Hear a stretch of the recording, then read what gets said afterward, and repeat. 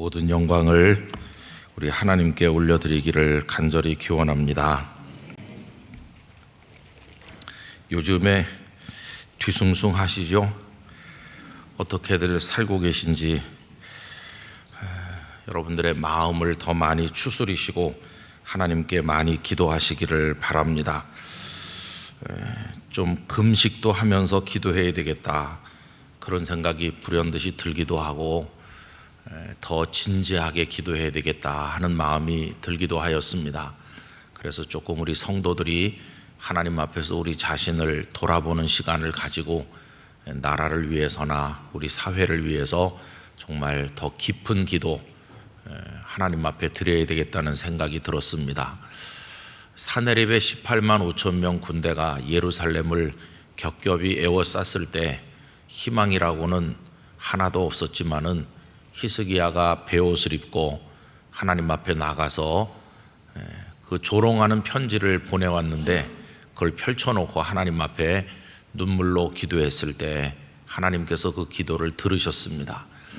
여러분, 하나님을 믿는 우리가 우리 나라를 위해서 간절하게 기도해야 되리라 생각을 합니다. 그래서 의례적으로 하는 기도가 아니라 우리의 진액을 쏟는 기도를 새벽마다 또 여러분들 기도하시는 개인 시간에 하나님 앞에 기도해 주시기를 간절히 바랍니다. 비온 후에 땅이 굳는 것처럼 이런 혼란을 경험함으로써 우리 국민들이 더 성숙하고 또 정치하는 이들도 좀 더 성숙해서 우리나라가 하나님 안에서 반듯하게 서게 되기를 간절히 소원합니다.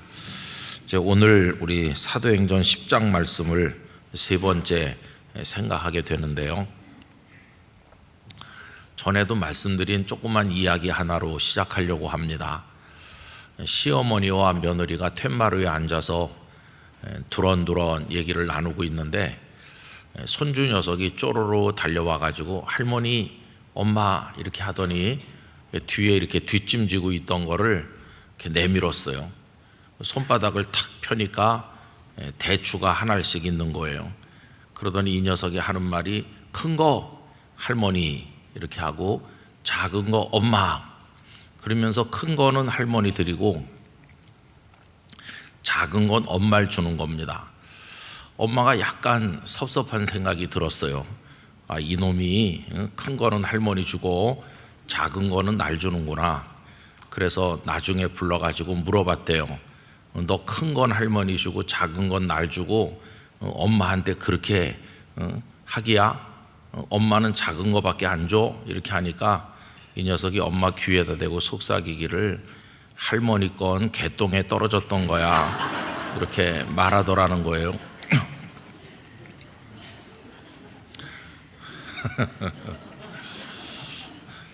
여러분, 거기 두 가지 가치가 나옵니다. 두 가지 가치 중에 첫째는 이겁니다.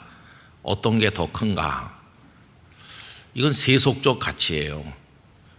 세속적 가치라고 제가 표현한 것은 이 세상에서는 다 작은 것보다 큰 걸 좋아합니다. 그죠? 남의 떡이 더 커 보인다, 그렇게 말하잖아요. 크면 좋다 그래요. 크면. 옛날 집에 텔레비전도 변변이 없고 그럴 때 예컨대 무슨 뭐 10개라든가 벤허 같은 대작을 보려고 그러면 70mm 영화를 상영할 수 있는 스크린이 있는 큰 극장이라야만 그게 가능했습니다. 그때는 하도 그런 문화가 없었기 때문에 학교에서 단체 관람이라는 거를 가끔 했습니다. 저는 저 영등포에 있는 중학교 다녔는데 전교생이 그날은 수업을 안 하고 아니면 오후에 일찍 끝나고 전부 이제 어느 극장을 통째로 예약해 가지고 단체 관람이라는 걸 했어요. 그날은 정말 촌놈이 호강한다고 애들이 전부 흥분해 가지고 줄 쭉 서 가지고 그 큰 극장에 들어가서 뭐 10개 이런 거 보는 거죠. 대작을 보는 거죠. 근데 그때는 무조건 영화가 길고 또 스크린이 웅장하고 그러면은 명작이라고 생각했어요. 반면에 조금 그 영화 사이즈가 작은 거 있잖아요. 그냥 돈도 많이 들이지도 않고 뭐 그런 영화는 영화로 치지도 않았어요. 그래서 우리나라 사람들이 좋아하는 글자가 뭐냐 하면은 큰 대자입니다. 큰 대자. 제가 살다 온 부산 영도에 일본 사람들이 놓은 영도 다리가 있었거든요. 그 거리가 얼마 안 돼요. 영도 다리는 헤엄 잘 치는 사람은 조금만 헤엄치면 이쪽 육지에서 섬으로 헤엄칠 만한 뭐 그렇게 먼 거리도 아닌데 그 영도 다리를 우리는 뭐라고 부르냐 하면은 영도 대교 이렇게 부르거든요. 그 대교라고 부르기에는 너무 다리가 이게 보잘것없는데, 그러다가 이제 저쪽에 중앙동 쪽으로 다리가 하나 더 생겼는데 그거는 이제 부산 대교 이렇게 불렀습니다. 그러다가 저쪽 남항 쪽에 고기잡이 배들이 주로 드나드는, 그래서 송도 바닷가 쪽으로 이어지는 그 다리는 남항 대교 이렇게 불렀습니다. 전부 대자를 붙이는 거예요. 그러다가 이제 신선대 부두 쪽으로 그 컨테이너를 많이 처리하는 그쪽으로 다리가 하나 더 놓이게 되니까 뭐 영도도 써먹었지, 부산도 써먹었지, 그건 뭐 어떻게 붙이나 하고 고민 많이 하더니 부산항 대교 이렇게 붙였는데 공통점은 다 대자 들어간다는 거예요. 그와 함께 여러분들도 많이 가보셨을 광안리 바닷가에 바다 위로 해운대까지 이어지는 굉장한 다리가 놓여졌는데 그건 다리가 위아래로 돼 있습니다. 그래서 위로도 다니고 아래로도 다녀요. 대단한 다리죠. 그건 광안대교 이렇게 부릅니다. 그래서 전부 큰 대자를 넣는 거예요. 아니 그냥 뭐 영도 다리 그래도 되는데 대자를 붙이죠. 우리 한국 사람들 크면 좋아하는데, 여러분 큰 거 너무 좋아하면 개똥에 떨어진 거를 먹는 수도 있어요. 그래서 꼭 크다고 좋은 건 아니에요. 근데 이건 다분히 세속적 가치예요. 작은 거보다 큰 거 좋아하는 거. 근데 그거보다 훨씬 조금 정신적 가치, 그리고 어떤 면으로 영적인 가치일 수도 있는데, 그거 뭐냐 하면 그 이야기 속에 깨끗한 것, 깨끗하지 않은 것이라는 게 하나 더 있잖아요. 여러분, 더러워도 큰 게 좋습니까? 아니면 작아도 깨끗한 게 좋습니까? 선택하라고 그러면 다 작아도 깨끗한 게 좋다 그러잖아요. 그럼 벌써 크다는 가치와 깨끗하다는 가치 중에 어떤 게 더 위에 있습니까? 깨끗하다는 게 한 단계 더 높은 가치죠.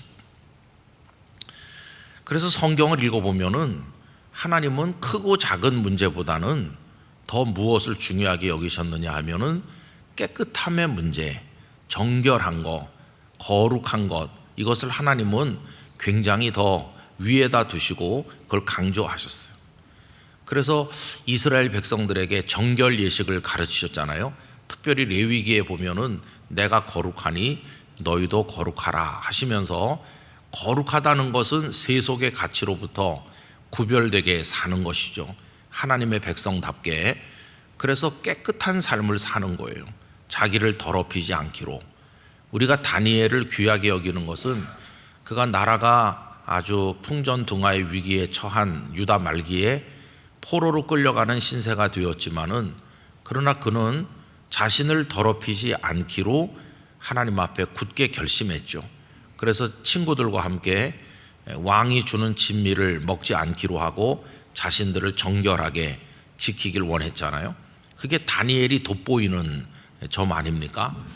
그래서 여러분, 크고 작은 문제보다 훨씬 더 영적인 그런 가치는 깨끗함의 문제입니다. 깨끗함. 그리고 예수님께서 우리를 구원하신다라고 할 때 그 구원이 뭡니까? 작은 우리를 크게 만들어 주시는 게 구원이 아니에요. 구원은 더러운 우리를 깨끗하게 하신다. 그게 구원이죠. 그죠? 예수님의 보혈의 능력이라고 하는 거는 그 보혈로 우리를 씻으면 자그마하던 우리가 커진다, 그런 게 아니고 더럽던 우리가 깨끗하게 된다. 이 깨끗함이라고 하는 게 굉장히 중요한 거죠. 그래서 그 이스라엘 사람들, 유대 사람들은 이 정결에 대해서 굉장히 치중했어요. 밥을 먹을 때는 손을 씻으라. 이것도 물론 나중에 형식화되긴 했지만 그것도 일종의 정결 예식이고 뭐 다양한 정결 예식이 있지 않았습니까? 이 문제는 오늘 우리에게도 큰 교훈이 됩니다. 여러분, 큰 거보다는 깨끗한 걸 선택하는 우리가 돼야 됩니다. 크다고 무조건 좋은 건 아니에요. 깨끗해야 하나님 앞에 정결해야 되는 거죠. 저는 교회도 똑같다고 생각합니다.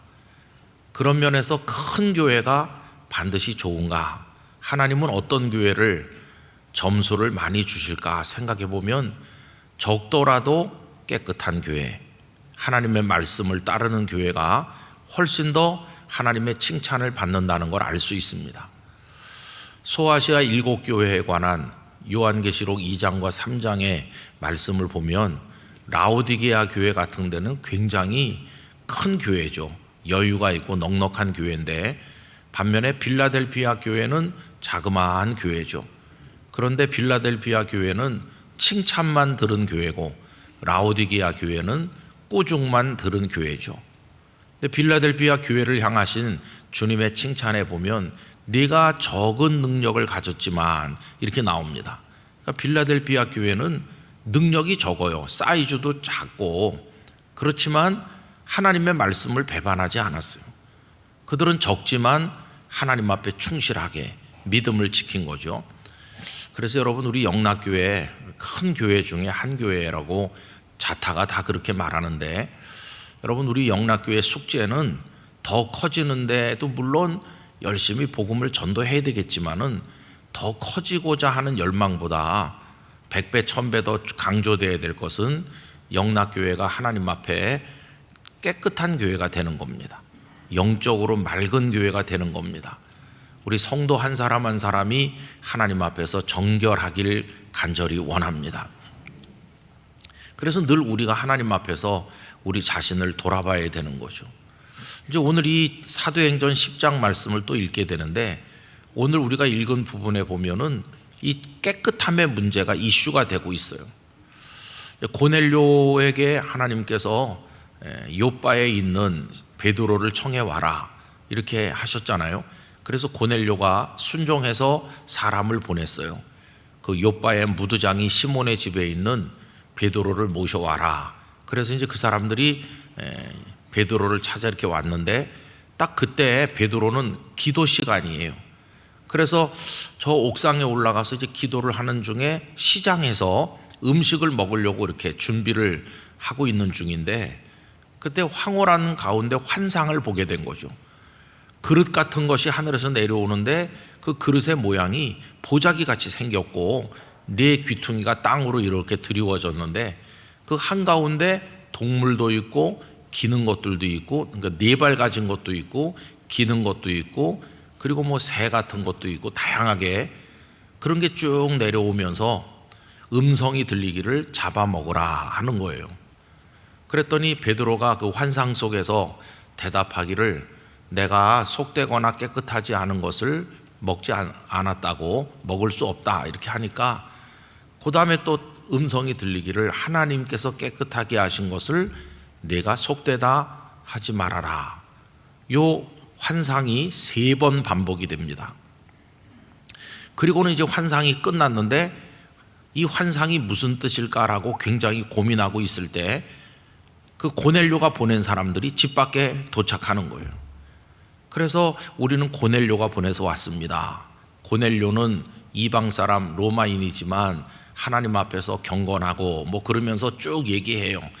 자기들이 왜 오게 됐는지 그 경위를 오늘 읽은 말씀에 나오는 내용이죠. 그래서 베드로가 그들을 불러들여서 일단 하룻밤을 묵으시오.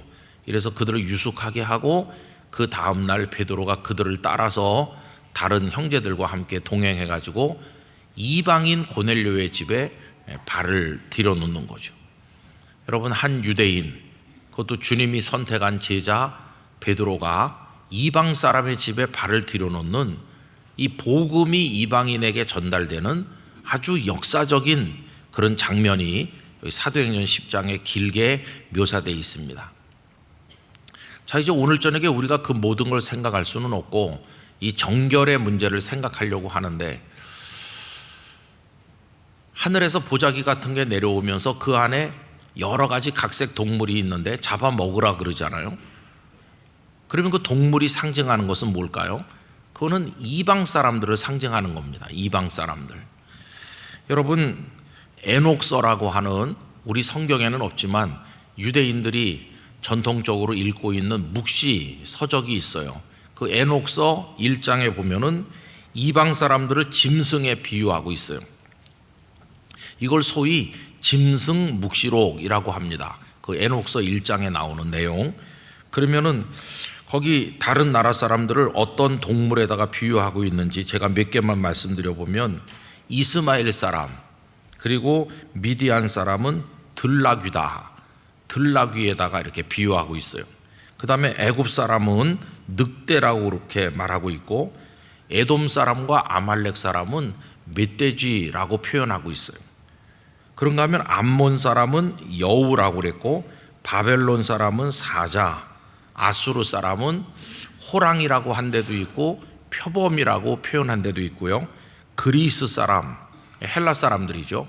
헬라 사람들은 새에다가 비유해서 새. 또 그런가 하면 바다 민족, 예컨대 크레타 섬이라든지 이런 섬에서 건너온 사람들은 개라고 표현하고 있어요. 여러분, 우리 복음서 말씀에도 읽어보면 예수님께서 저 두로와 시돈 지방으로 제자들과 가셨을 때 한 가나안 여자를 만납니다. 그 가나안 여자가 딸이 있는데 딸이 귀신 들려서 예수님께 와서 딸을 고쳐주시기를 간곡하게 요청하잖아요. 다른 복음서에는 이 여자를 수로보니게 여자라고도 표현했는데, 그때 예수님께서 이 여인을 진지하게 대하지 않는 것처럼 약간 홀대하는 듯이 말씀을 하면서 내가 이스라엘 백성 외에는 보냄을 받지 않았다. 그러면서 내 백성의 떡을 개들에게 주는 게 옳지 않다. 그 여자를 마치 개라고 말씀하는 것처럼 좀 심하게 들리는 표현을 예수님이 말씀하는 거예요. 근데 그때 이방 사람들을, 방금 전에 제가 에녹서 1장에 있는 그 동물 묵시록에 나오는 내용을 소개해 드린 것처럼, 유대인들은 이방 사람 어느 민족을 이런저런 동물로 표현을 하는 거예요. 그러니까 개라고 한 게 우리 한국의 뉘앙스로는 욕하는 걸로 들리는데, 그때 그 시대는 특정 민족을 특정한 동물로 이렇게 비유하니까 바다 민족을 또 개라고 말했고, 그 예수님이 이제 그런 맥락에서 이방인이다 이거죠. 이방인, 하나님께서 선택하지 않은 이방인에게 떡을 줄 수 없다 이렇게 말씀하는 거죠. 그런데 그 여자가 뭐라고 말합니까? 개들도 주인의 상에서 떨어지는 부스러기를 먹지 않습니까? 참 그 여자가 대단하잖아요. 그랬더니 예수님께서 그 여인의 딸을 깨끗하게 귀신을 쫓아내서 온전케 하시잖아요. 그건 그 예수님께서 그 여인을 희롱하거나 모욕하기 위한 것이 아니고 그 여인에 대한 일종의 믿음의 테스트였다고 생각해 볼 수 있어요. 그런데 어쨌든 이제 오늘 말씀드리려는 내용은, 이 유대인들은 이방 사람들을 짐승으로 여겼다는 거예요. 자기들 같은 사람으로 여기지 않고, 이거는 이방 사람들을 한없이 무시하는 거죠. 그런데 베드로의 환상 속에 그 그릇 안에 여러 가지 잡다한 동물이 들어있다는 것은, 그 동물이 상징하는 건 이방 사람을 상징하는 거예요. 그런데 그 이방 사람을 상징하는 동물을 잡아먹으라 이렇게 음성이 들리잖아요. 잡아먹으라는 것은, 이제 너 베드로는 이방 사람을 멀리하거나 멸시하지 말고 이제 그들을 좋게 여기라는 거예요. 여러분, 구약 성경에 보면 레위기 11장에 하나님께서 율법의 말씀을 주시면서 먹을 수 있는 정결한 음식과 먹을 수 없는 것들에 관해서 쭉 말씀하고 있잖아요. 예컨대 돼지는 족발이 갈라졌지만 되새김질하지 않기 때문에 부정한 동물이 되고, 소는 되새김질도 하고 족발도 갈라져 있기 때문에 정결한 동물이어서 소는 먹을 수 있지만 돼지는 먹을 수 없고, 뭐 그런 거 나오잖아요. 기어다니는 걸 먹지 말아라 등등, 그 레위기 11장에 쭉 나오죠. 그래서 어떤 분들이 이렇게 생각해요. 아니, 레위기 11장에 나오는 말씀하고 여기 사도행전 10장에 나오는 이 환상의 얘기가 앞뒤가 안 맞는다. 왜 그러냐면 레위기 11장에서는 하나님께서 백성들에게 먹지 않아야 될 것들에 관해서 많이 말씀했는데 왜 여기 사도행전에 베드로에게 보여주신 환상에서는 그 먹을 수 없는 것까지 먹으라고 말씀하냐? 레위기에서는 먹지 말라고 하셨는데 왜 여기 사도행전에서는 먹으라고 하시느냐? 이게 앞뒤가 안 맞다. 베드로가 내가 속되거나 깨끗하지 않은 거는 먹을 수 없다고 대답한 게 그게 뭐 잘못됐냐? 베드로는 그 레위기 11장에 입각해서 바른 대답을 한 거다. 이렇게 생각하는 분들이 있어요. 여러분, 이건 어떻게 우리가 받아들여야 되느냐 하면은 레위기 11장에 그 말씀을 할 때의 상황을 우리가 이해해야 됩니다. 모든 말씀은 그 말씀이 주어진 상황이라는 게 있거든요. 상황. 그러면 지금 그 말씀이 모세를 통해서 그들에게 주어졌을 때 상황은 뭡니까? 이제 그 율법의 말씀을 시내산에서 받은 백성들이 조금 있으면 가나안에 들어가서 살게 될 거잖아요. 그때 하나님이 가장 경계하신 게 뭐냐 하면 이 백성들이 가나안에 들어가서 가나안 백성들의 풍속을 따르면서 가나안 백성들과 혼인관계를 맺고 가나안 백성들이 섬기는 우상을 따라서 섬기다가 멸망하게 될까, 이거를 하나님이 아주 경계하셨어요. 무수하게 그걸 말씀합니다. 너희들이 가나안 땅에 들어갈지라도 절대로 그들과 혼인을 맺지 말고 그들의 풍속을 따르지 말고 그들의 신을 섬기지 말라고 강조하고 또 강조하는 게 바로 그거거든요. 그러니까 그 정결하지 않은 음식을 먹지 말라는 것은 그 동물 자체가 뭐 부정한 동물이라기보다는 그런 거를 정해 주심으로써 이방 사람들, 무분별하게 아무거나 다 먹는 이방 사람들하고 너희하고는 다르다, 이거를 하나님이 정해 주시는 거예요. 여러분, 예를 들면은 우리가 선교사님들이 우리나라에 처음에 오셨을 때 와서 조선 백성들을 가만히 보니까 이 참 생활이 무질서하거든요.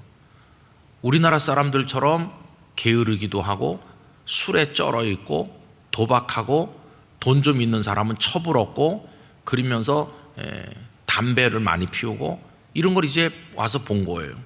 선교사들이 이 백성들에게 복음을 전할 뿐만 아니라 이들이 갱생해서 새로운 삶을 살도록 하려면 그냥 예수님을 믿으세요라고만 해서는 안 되고 그들이 푹 절어 있는 그 잘못된 풍속에서 그들을 건져내야 되겠다. 그래서 이제 교회 성도들이 오면 선교사들이 굉장히 강조했던 게 이제 담배를 끊고 술을 끊고 절대로 처벌어두면 안 되고 도박을 하면 안 되고 이런 걸 굉장히 강조했거든요. 여러분, 담배를 피우지 말고 뭐 술을 먹지 말라는 게 성경에 십계명처럼 나와 있는 건 아니거든요.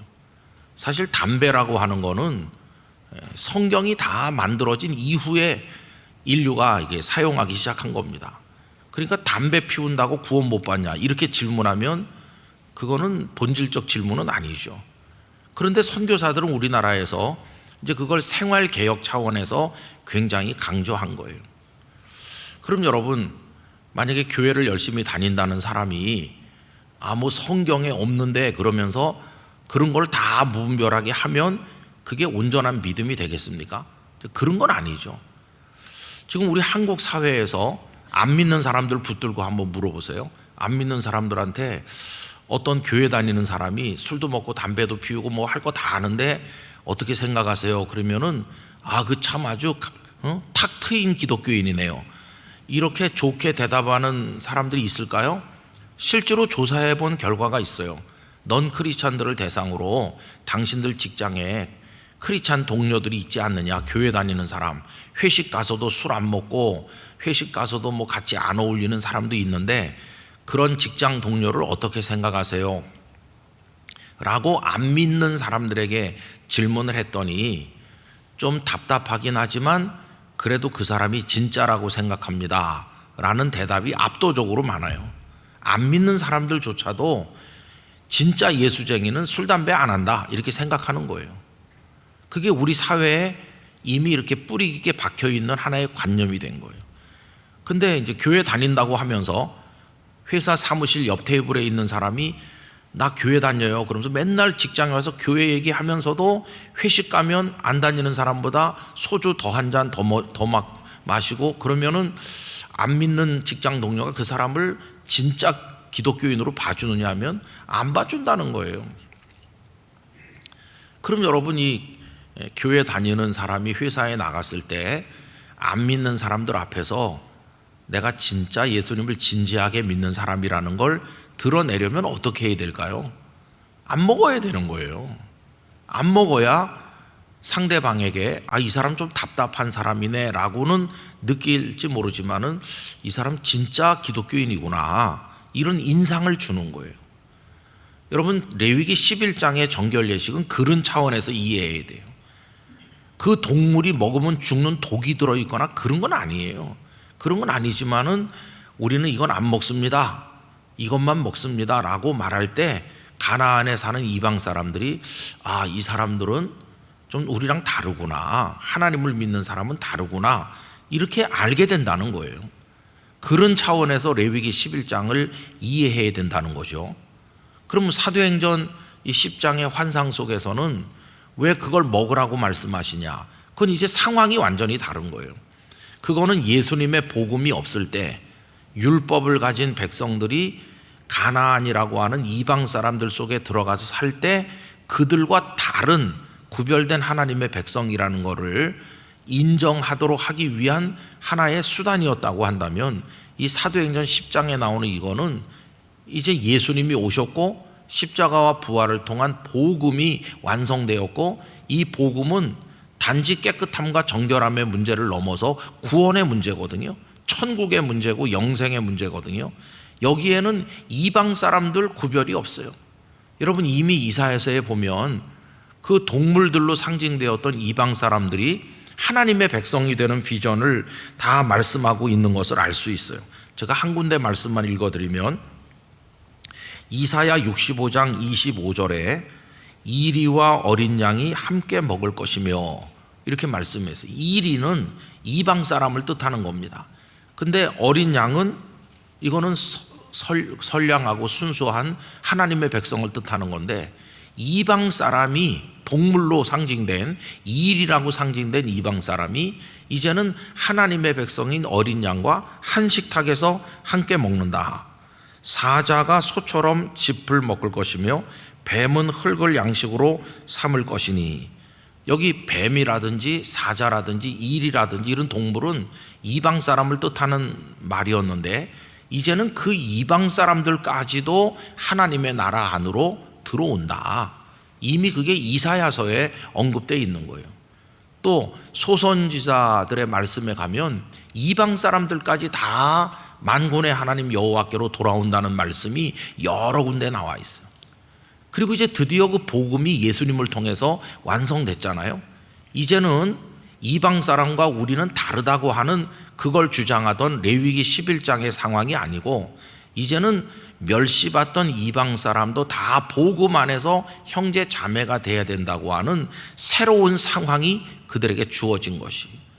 그래서 베드로는 더 이상 이스라엘 백성들이 가나안에 들어갈 때에 주어졌던 그 레위기 11장의 원리에 따라서 살면 안 되고 이제는 사랑의 원리에 따라서 이방 사람까지 포용해야 되는 새로운 상황에서 이 환상을 본 것이. 그래서 여러분 레위기 11장하고 이 사도행전 10장의 베드로가 보는 환상하고는 서로 충돌하는 게 아니라 오히려 이 사도행전 10장에 와서 완성되어 가고 있다 하는 것을 알 수 있습니다. 그러니까 하나님께서 잡아먹으라고 말씀하는 게 하등 이상한 게 아니라는 것이에요. 잡아먹으라는 말씀은 더 이상 이방인을 멸시하지 말고 그들을 너의 형제와 자매로 받아들여라. 이걸 하나님께서 말씀하는 거죠. 여러분 그 깨끗함과 부정함의 기준, 이건 깨끗하고 이건 부정하다는 걸 누가 정합니까? 그걸 정하시는 분은 하나님이시죠. 그 분명히 여기 말씀하시기를 내가 깨끗하게 한 것을 네가 속되다 하지 말라. 여러분 하나님을 믿는 게 뭘까요? 하나님을 믿는 거는 하나님과 교통하고 교제하는 것인데, 이거는 하나님과 대등한 위치에서 밀당하는 게 아닙니다. 하나님은 이렇게 말씀하셨지만 하나님 제 생각은 다른데요, 이러면서 무슨 협상하듯이 하나님과 의견을 주고받는 거, 그게 믿음인 게 아니에요. 하나님을 경외하고 하나님을 신앙한다고 하는 것은 나를 온전히 무릎 꿇려서 하나님의 뜻 앞에 바치는 거, 그게 하나님을 신앙하는 거예요.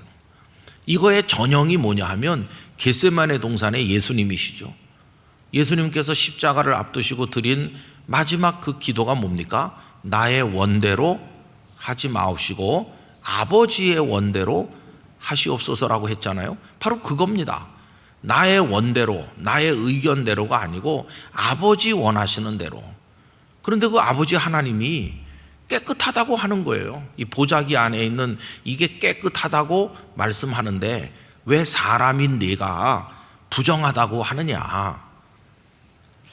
그래서 여러분, 우리가 성경 말씀을 쭉 이렇게 읽으면서 내 안에 진정한 믿음이 있는지 없는지를 간접적으로 확인해 볼 수 있는 것 중에 하나는 이 하나님의 모든 말씀이 아멘으로 받아들여지고 거기 수긍하게 되면 내 믿음이 성장해 가고 있는 것이고, 사사건건 걸려서 거기 내 의견이 계속 나오면 아직 내가 하나님 앞에 무릎을 덜 꿇었다는 사실을 알 수 있습니다.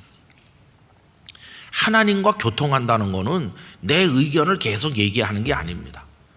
하나님 속으로 녹아 들어가는 거예요.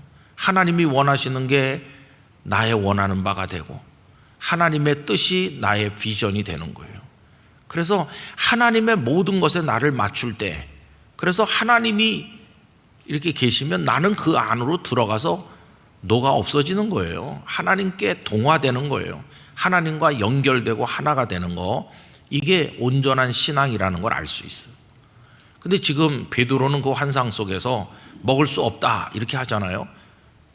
그런데 내가 깨끗하다 한 것을 내가 더럽다 하지 말라고 말씀하잖아요. 자, 이제 그 다음 이제 생각 우리가 해보면은, 지금 베드로가 나는 이렇게 더러운 거, 속되고 깨끗하지 않은 거를 먹지 않는다고 말할 때 그 속에 깔려 있는 뉘앙스가 뭘까요? 나는 깨끗한 사람입니다. 이게 밑에 깔려 있는 거예요. 나 지금까지 깨끗하게 살았기 때문에 이런 걸로 나를 더럽힐 수 없다. 그래서 그 이야기 속에는 베드로 자신은 깨끗하다고 하는 걸 전제하고 있는 거예요. 나는 깨끗해. 그렇기 때문에 이런 것들로 나를 더럽힐 수 없다. 이렇게 하는 거죠. 여러분, 자신을 깨끗하다고 전제하는 이 베드로의 모습은 대단히 교만한 것입니다. 왜 그런가 보세요. 그럼 베드로가 깨끗한 사람입니까? 여러분, 방금 읽은 말씀 중에서 15절을 우리 확인하기 위해서 다시 한번 다 같이 읽어보도록 하겠습니다. 15절. 또 두 번째 소리가 있으되 하나님께서 깨끗하게 하신 것을 네가 속되다 하지 말라 하더라. 그거 건성으로 그냥 우리가 쓱 읽으면 안 됩니다. 정확히 읽어야 될 부분이 있어요. 그게 뭐냐 하면은 하나님께서 깨끗하게 하신 것을 이라고 말했어요. 깨끗한 것을 네가 속되다 하지 말라가 아닙니다. 지금 이게 구체적으로 말하면 이방 사람을 말하는 건데, 더 좁혀서 말하면 누굴 말하는 걸까요? 지금 로마 백부장 고넬료를 지금 얘기하는 거거든요. 그럼 여러분, 고넬료가 처음부터 깨끗합니까? 고넬료는 죄도 없고 처음부터 완벽하게 깨끗합니까? 그래서 깨끗한 사람을 네가 속되다 하지 말라, 이 얘기인가요? 그 얘기가 아니에요. 하나님께서 깨끗하게 하셨다 이렇게 말했어요. 깨끗한 사람은 아닌데 하나님께서 깨끗하게 만드신 사람을 네가 왜 더럽다고 하느냐, 이런 얘기거든요. 여러분, 우리 중에 단 한 명도 처음부터 깨끗한 사람은 없습니다. 한 명도 깨끗한 사람이 없어요. 전원이 다 더러운 죄인이에요. 단지 하나님께서 깨끗하게 하셨을 뿐이에요. 하나님께서 깨끗하게 만드신 거예요. 고넬료가 그런 사람이라면 베드로는요? 베드로는 자신은 깨끗한 사람인 것처럼 지금 밑에다 깔고 말하고 있는데 베드로가 깨끗한 사람입니까? 아닙니다. 베드로가 어떤 사람입니까? 예수님 모른다고 3번이나 말했던 사람이에요. 어디 가서 나 깨끗한 사람이 올시다 이렇게 말할 자격이 있나요? 없습니다. 베드로는 절대로 깨끗한 사람이 아니에요. 그리고 예수님 버리고 다 도망갔잖아요. 나는 물고기나 잡으러 가겠어. 그게 베드로예요. 그런데 예수님은 잡아먹으라고 말씀하는 것 속에 뭘 깔아서 말씀하시는 걸까요? 베드로야, 너도 더러운 사람이야. 그런데 내가 너를 깨끗하게 만들지 않았느냐. 너도 더러운데 깨끗하게 만들었고 저 고넬료도 이방인들도 더러운데 내가 깨끗하게 만드는 거야. 고넬료랑 너랑 하나도 다를 게 없어. 너도 내가 깨끗하게 했다. 내가 너를 깨끗하게 안 했으면 너 내 사람 될 수 없는 거야. 너도 깨끗하게 만드는 은혜를 입은 사람이야. 너 본래부터 깨끗한 사람 아니야. 그런데 왜 다른 사람을 속되다고 하느냐. 너도 깨끗한 사람 아니었으면서. 그 얘기를 지금 하시는 거예요.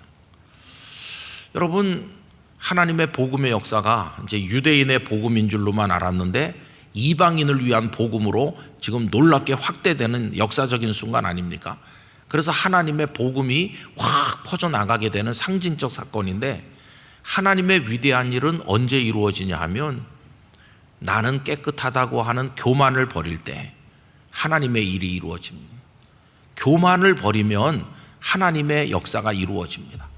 그리고 교만을 버리고 하나님의 뜻에 나를 복종시키면 하나님의 역사가 이루어지는 거예요. 저는 우리 영락교회가 더 왕성하게 일어나서 하나님의 역사를 더 크게 이루는 방법은 여기 있다고 생각합니다. 우리 모두가 다 우리의 교만을 버려야 됩니다. 우리의 교만을 다 버리고, 하나님 나도 죄인이었었는데 하나님께서 나를 용서하시고 깨끗하게 하셨음을 믿습니다. 내가 저 사람보다 사실은 더 더러운 사람이었죠. 그러면서 하나님께서 저 사람을 깨끗하게 하신 거 내가 믿습니다.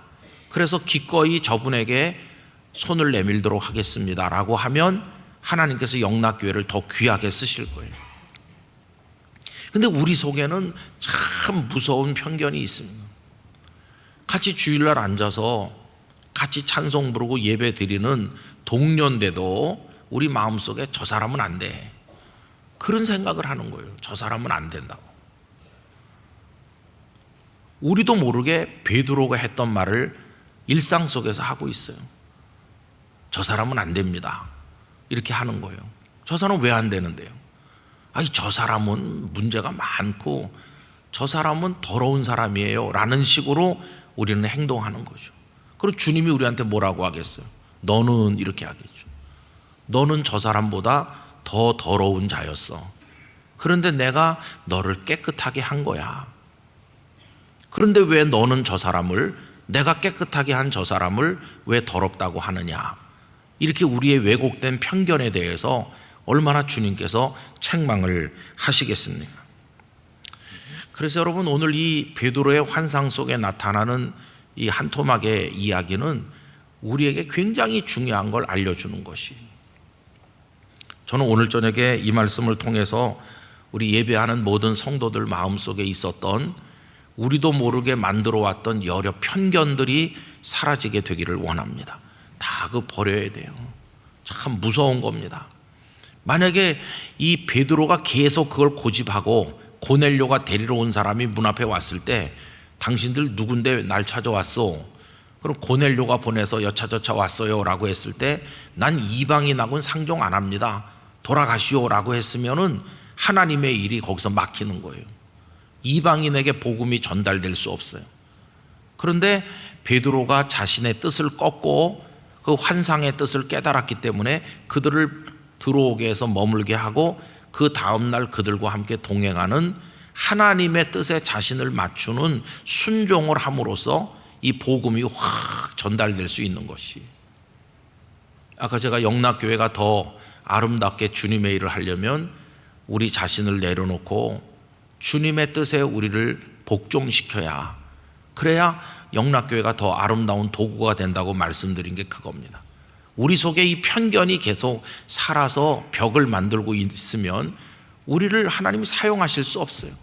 베드로가 안 가고 버티는데 이방인의 집엔 갈 수 없다고 계속 버티면 이게 어떻게 연결될 수 있겠습니까?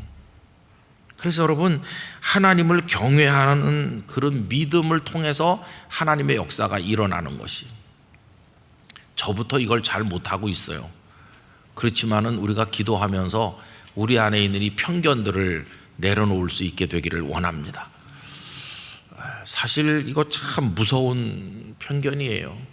우리 교계에도 이런 편견이 많이 있고, 우리 친구를 사귈 때도 저 사람은 안 되는 사람이다, 참 이건 무섭게 작용하잖아요. 근데 주님은 지금 그걸, 이 환상을 통해서 무너뜨리시고 계신 거죠. 다 내 사람이다. 내가 저 사람 위해서도 십자가 졌고 널 위해서도 십자가 졌고, 너도 내가 깨끗하게 했고 저 사람도 내가 깨끗하게 했다. 내 앞에서 저 사람이 더럽다고 말하지 말아라, 이렇게 하시는 거죠.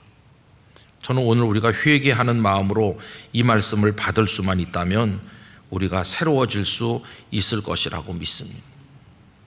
여러분, 우린 깨끗해야 됩니다. 아까 그 대추 얘기를 했는데 큰 것만 좋아하지 말고 깨끗해야 되죠.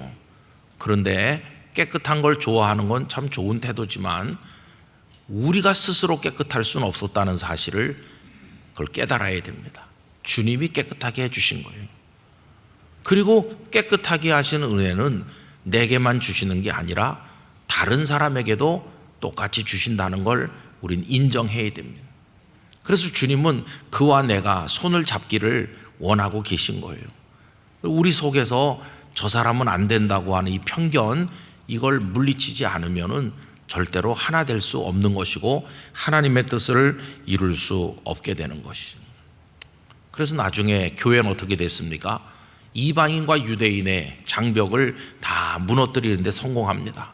안디옥 교회만 해도 유대인인 바나바라든지 사도 바울이 거기 있었는가 하면 그 안디옥이라는 그 지역 자체가 이방인 지역 아닙니까? 이방인과 유대인들이 다 하나가 되어서 중간에 막힌 담을 허시는 예수 그리스도 안에서 사랑으로 하나가 되어서 그들이 최초의 선교사를 파송하고 예루살렘 교회를 후원하고 얼마나 놀라운 역사를 이루었습니까?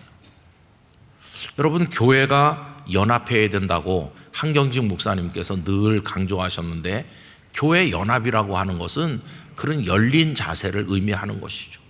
그래서 다른 교회 다니는 성도, 다른 교단에서 예수님을 믿는 성도, 이런 분들에 대한 열린 마음이 필요해요.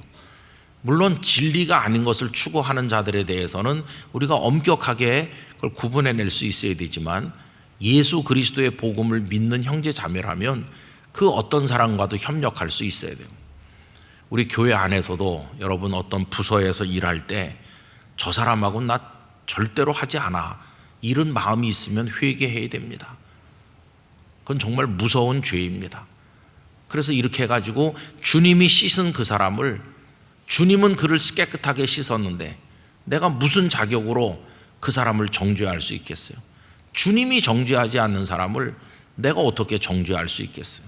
이건 정말 내가 주님의 머리 위에 올라앉는, 주님이 용서하신 사람을 나는 용서하지 않고 주님이 구원하는 그 사람을 나는 그 사람이 지옥에 가길 원하고, 이건 정말 있을 수가 없는 일이죠. 우리 안에 이 베드로의 심리가 다 들어있는데 그걸 어떻게 제거할 수 있을까? 방법은 하나입니다. 내가 그보다 더 더러운 죄인이었음을 깨닫는 것입니다.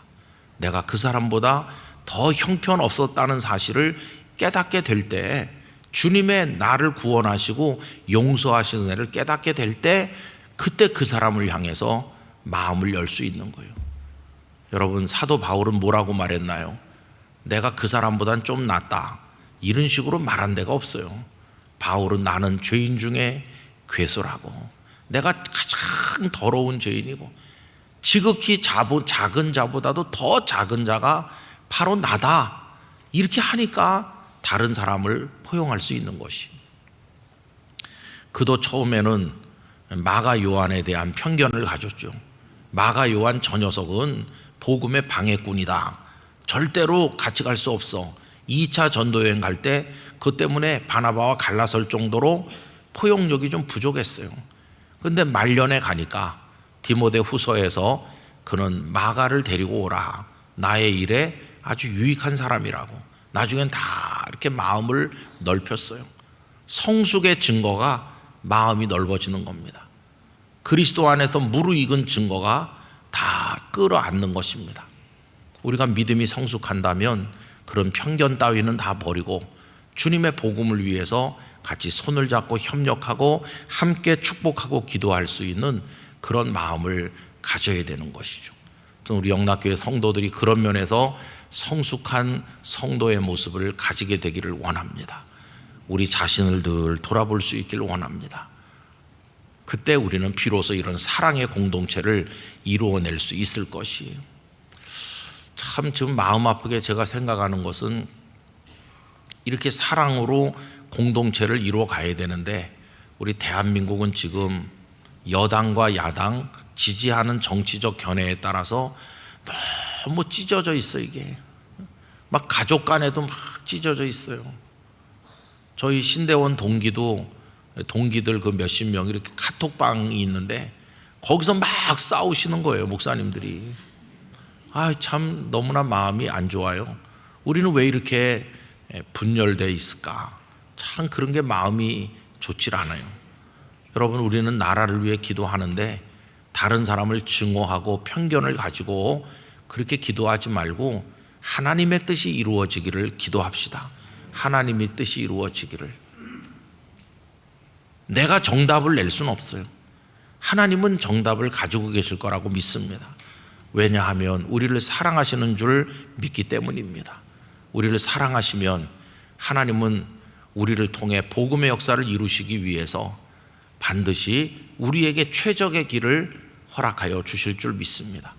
시련과 혼란이 있겠으나 그 다음에 하나님이 보여주시는 답안지가 우리에게 제시될 때가 있을 것입니다. 인내하면서 기도하면서 너그러운 마음을 가지고 살아가시게 되기를 바라고, 벌어지는 일로 인해서 체증에 걸리시거나 우울증에 걸리거나 스트레스 받으시거나 그런 분이 한 분도 없기를 간절히 기원합니다. 그래서 다 넉넉한 마음으로 기도하고, 화가 나도 오이코스는 열심히 하시고 식사도 잘 하시고 인내하면서, 여러분 우리나라는 전쟁도 겪은 나라 아니에요. 그 과정에서도 하나님 우리를 지키셨잖아요. 넉넉한 마음으로 살아가는 우리들이 되기를 간절히 기원합니다. 기도하겠습니다. 아버지 하나님, 손바닥만한 나라 안에서도 갈기갈기 나누어 찢겨져 있고 예수님을 믿는 성도 간에도 담벼락을 쌓아놓고 편견을 가지고 저 사람은 더러운 사람이다 이렇게 정죄하고, 은연중에 우리는 처음부터 깨끗한 사람인 것처럼 말하고 하나님 앞에 너무나 죄송합니다. 그러나 베드로도 깨끗한 사람이 아니었었음을 저희들이 압니다. 주님께서 그를 찾아오셔서 용서하시고 내 양을 먹이라고 기회를 주지 않으셨더라면 어찌 베드로가 주의 종이 될 수 있었겠습니까? 그러나 이방 사람을 향한 다친 마음을 가지고 있을 때 주님께서는 영거포 환상을 보여주시면서 그를 깨닫게 하시고 그로 하여금 고넬료의 집에 기꺼이 찾아갈 마음을 가지도록 그를 넓혀 주신 것을 봅니다. 하나님 아버지, 오늘 저희 안에 있는 인간적인 여러 편견들이 다 녹아서 없어지게 해주시고 예수 그리스도 안에서 하나 되게 하시되, 가족 안에서도 하나 되고 교회 안에서도 하나 되게 하시고 이 대한민국 사회 안에서도 고귀한 가치를 위하여 뜻을 함께 할 수 있는 아름다운 역사를 허락하여 주옵소서. 언제나 내가 가장 더러웠던 죄인이었습니다, 이거 잊어버리지 말고 주님의 은혜 앞에 부복하는 우리 성도들이 되게 하여 주옵소서. 예수님 이름으로 기도드리옵나이다. 아멘.